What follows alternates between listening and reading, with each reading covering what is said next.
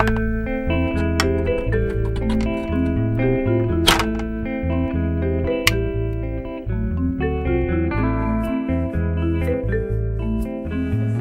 wanted to make a short that has every documentary cliche in it, like a 3-minute short where you've got like, you know, I don't know, kids in prison in a wheelchair who have to enter a baking contest.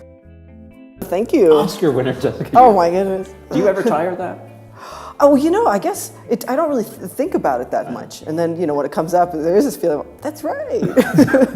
Weirdly enough, actually, it was out of Sour Death Balls that I got the chance to make breathing lessons because, you know, through writing about going on the festival circuit with that, the woman who is Mark O'Brien's editor, who's the subject of breathing lessons, contacted me about making a film about him. So it's always very random and, you know, nothing makes any sense.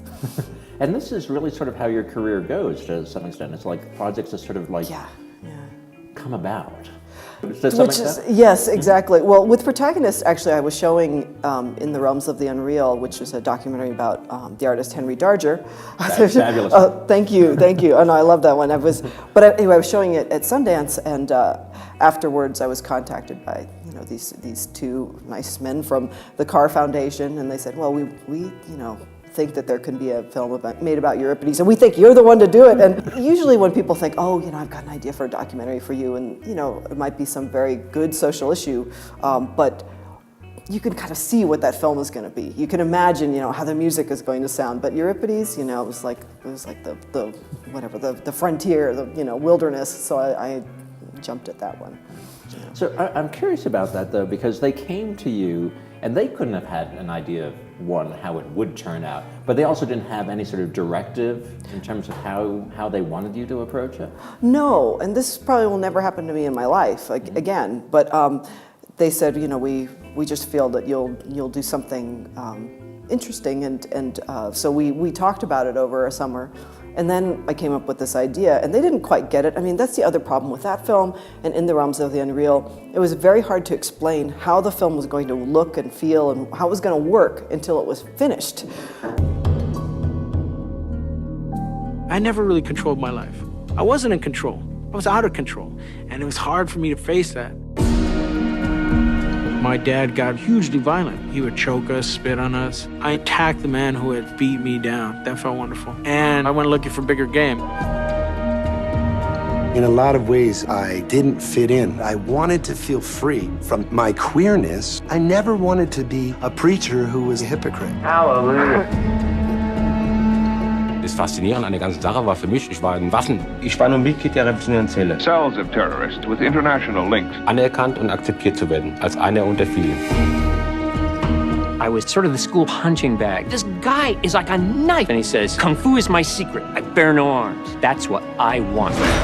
I felt that this made me a strong man. That was my mission. Also ausdrücken, ein Herrscher über Leben und Tod mit so einem Ding, ne? I almost was in tears. It felt so good. There was a specialness that I had been craving. I was a man. I was among men. Sometimes I robbed 4 banks a day. I enjoyed having people be terrorized by me.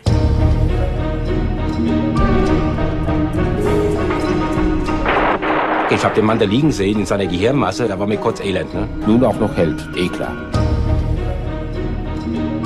I wanted to believe that under the surface, I had some kind of strength. The teacher just choked this kid. It was horrifying. There was no lesson. My whole thinking was very black-white. I mean, I was in hell. There was definitely a crack. Ich weiß natürlich nichts, ne? Ich weiß, dass ich nichts weiß, ne? If only I could be certain, I wouldn't be fighting against myself. Because I'm not good anymore. I gotta be evil. You can't know God unless you know yourself. And so you make the film and you give it to the Carr Foundation, is that? Yeah. And what do they say? Like, wow, that is exactly what we anticipated. No, they God did. bless you, Jessica.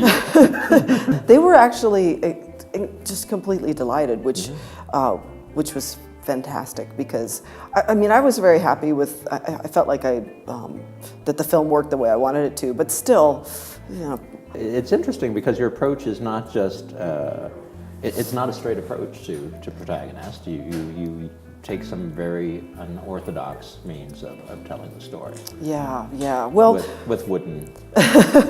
well, okay. So in researching the way that Euripides was, you know, the way that the plays were put on, you know, the tradition then was, you know, be in this very large, you know, open amphitheater. The players would wear very large fixed masks that would, you know, have some expression that would indicate their character. And those masks, they're pretty creepy. And so I thought, well, how could we use these? And I didn't want actors up on stage reading it, but I liked the idea of puppets, because then there's also ways that we could, I didn't want like the, you know, heavy symbolic baggage of strings from heaven, but I liked the idea of using the rod puppets as a way to depict the back histories of the people featured in the film, but also to give them kind of a thematic tie-in. So everyone has their own puppet, inner vision of a puppet. Like if I say puppet to you, you probably see a bunny rabbit, but that's another story. But you know, so if you say, well, you know, and by the way, we're using these puppets, it's a very loaded thing. So, you know, that was one element that I wasn't sure was going to work for everybody, but people really seem to enjoy the puppets, and I think it does tie. It's almost like the visual glue for the stories in the film.